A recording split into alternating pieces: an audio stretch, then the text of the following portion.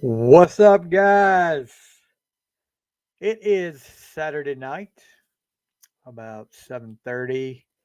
Uh, had a big story come across. Wanted to get in here and talk about it just a few minutes ago. So, free agency is is here. I mean, it's been a crazy week, and you will see. I'm actually updating uploading the video for the Final Score podcast for this week with me and Matthew and Eric, where we talked about free agency. But a lot has happened since that. And that was Thursday night we recorded that. A lot has happened since then, particularly with my team. The Steelers, of course, unless you haven't watched the show before, I pull for the Steelers, and you can tell by what I'm wearing. I pull for the Steelers. So earlier in the week, unless you didn't know, you don't follow football, the Steelers got Russell Wilson for basically nothing. I think they've got to pay him a little over $1 million because the Broncos have to take like 30-some $1 million of his salary. So we get a 1 year deal with him for a little over $1 million. Well, that they were like, okay, that's fine. Let's have him compete with Kenny Pickett. We'll have a quarterback competition. So that was early in the week. So something evidently happened after that with Kenny Pickett. Kenny Pickett decides, you know what? I want to move on. I don't want to be here. Um, I want to move on somewhere else. So I guess he was pretty adamant, and I guess Omar Khan figured, well, if you're going to be that way, we need to send you on. So they pretty much did a pick swap and got a pick for Pickett with Philadelphia yesterday. So we're like, what the heck is going on here? And before I go any further, I just want to say about Pickett, I was really willing to uh, to give him a chance. I was one of them that said, well, maybe he hasn't. He had Matt Canada. He give him a chance. Maybe this competition will help. Maybe you know, he can learn from Russell Wilson. Because I want to tell you the the freaking he doesn't really have he doesn't really have much leg to stand on as far as making demands. Not with the seasons he's had. I mean, what he threw 7 touchdowns last year, and then the whole not wanting to, or the so-called alleged not wanting to dress out for. Yeah, okay, Eric. Yep, that's what I'm guessing, bud. So Pickett not wanting to dress out as a third quarterback from what everyone said last year when they asked him about it, he said no. Um, I was like, okay, you know, maybe he's all right. That's a little bit of being a baby, but okay, whatever. I didn't think much of it then. It didn't sit with me right, but I didn't think much of it. I said, well, maybe that's just a rumor. Well, I guess not because he throws a fit after Russell Wilson gets signed. Instead of trying to learn from somebody and wanting to move on, saying he was misled. I don't know what he's talking about being misled. Um, but he he gets traded to Philadelphia. He is now at Philadelphia Eagles and will sit the bench behind Jalen Hurts. Yeah, I mean, why go to Philly if you want to play? Why go to Philly? Because Jalen Hurts is locked into a big contract. Unless he gets hurt, Hurts gets hurt. You're not going to see the field. I mean, whatever. You had a better chance. I mean, you realize Russell Wilson, unless something strange happens, was not going to be a Steeler next year. I mean, this is a year contract for like $1 million. So he was going to ask for more. He's 35 years old. So instead of saying, hey, I'm going to see if I can learn from this guy, I'm going to compete with him. I'm going to go in here and it's going to be good. Somebody decides to be a little baby about the whole thing. Good riddance, Kenny Pickett.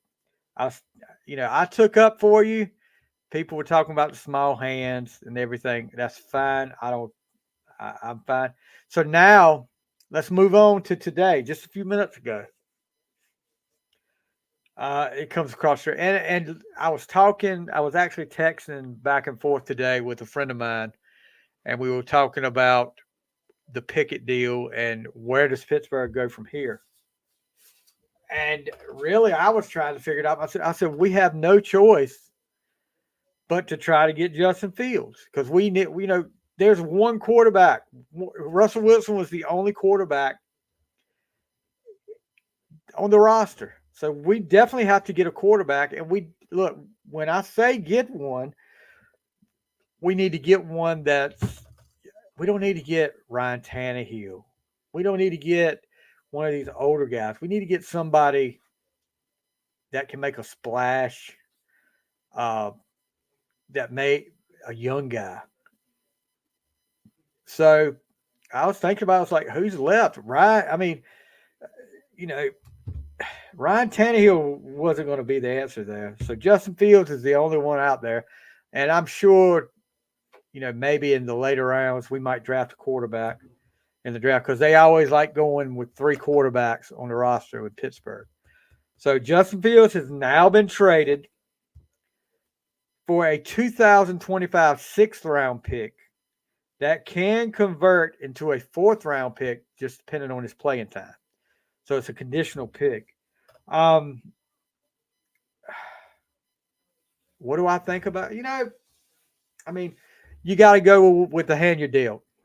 And Justin Fields is a Steeler now. You're going to support him and see what he can do. Maybe a change of scenery will be good for him. Maybe playing in this atmosphere in Pittsburgh will be good for him. I don't know. We'll see. It's definitely going to be an interesting year. We've got some pieces of the puzzle to fill. But that was a big one. When I saw that, I just decided to come on live. This has got to be Brian, Facebook user Brian, and being from Chicago, I'm sure he's saying that. Is that you, Brian?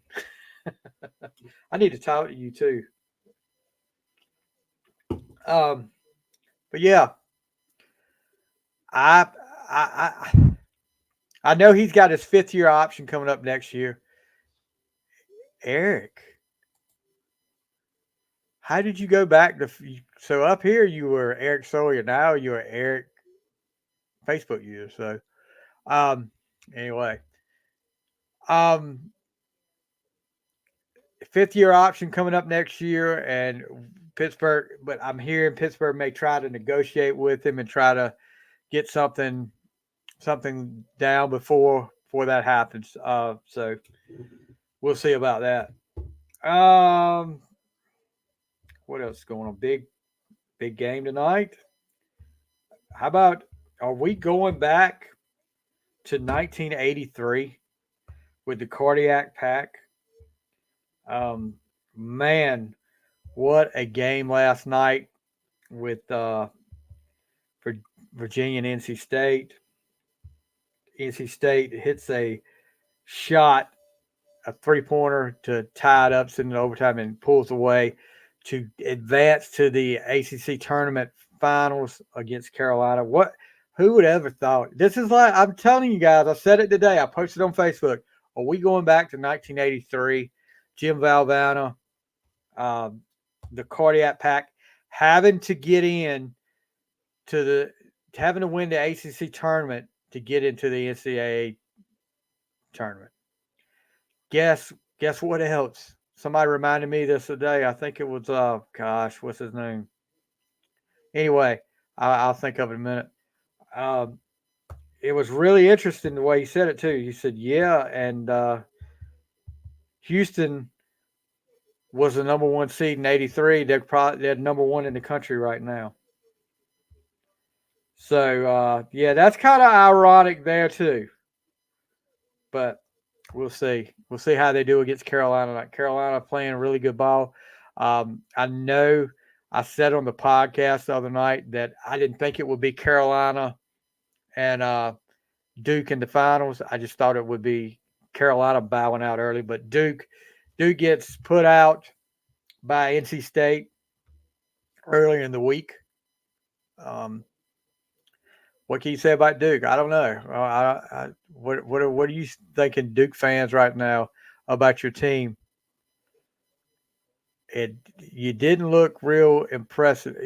I figured that maybe you would be a little fired up after losing that last game to Carolina, and you come out firing on all cylinders, and it didn't happen because State pretty much led the majority of that game. I mean, it wasn't like State come back at the last minute, but State, yeah, Duke could get within like 3 points, and then State will pull away again. State is playing really good right now, really good, and they are dangerous tonight. I mean, this is a dangerous game for Carolina because State has everything to gain and nothing to lose. And the teams like that, when they get like that in their head, okay, we have nothing to lose, then they are dangerous. And that's what State is tonight. So watch out, Carolina. You watch out. Um, it's what's been 41 years since the Cardiac Pack, that magical run. That even as a Carolina fan, I was pulling for NC State to make it all the way. The you know after they beat Carolina in the ACC tournament and got Virginia with Ralph Sampson and end up pulling that game out. It's just a great coaching job of Valvano all the way through that term. And then what was it? The Chaminade game. I can remember when they played. Was it Chaminade? Pepperdine. Pepperdine. That's who it was. Pepperdine. I forgot how many overtimes it went to. I stayed up. I tried to stay up and watch it, and I fell asleep because I'm 9 years old then. So I stay up to watch it, and my brother was a State fan then, and I fall asleep and I wake up and the game is still going on. It's after like 12 o'clock. I forgot what time the game got over with. But State ended up pulling it out, and then just one game after another, you were like, and you start to feel it. Then UNLV game, they beat UNLV. Then they face Virginia again in the regional finals.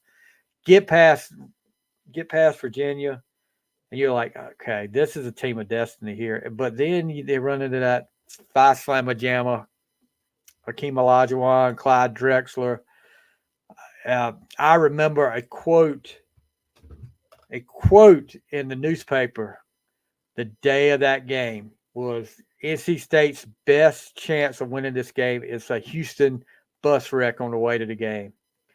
And Valvano just pulled it out. You can go on my TikTok and you can see the whole game, the whole NC State Houston game. And I mean, you can find it anywhere pretty much. But that was just one of those games, man. I can go back and watch over and over again with the Wittenberg, the Lorenzo Charles at the end. Man, it was freaking awesome. Anyway, I just want to stop in, give you that update, Steelers update. Of course, Justin Fields is now a Pittsburgh Steeler. So here we go, Steelers.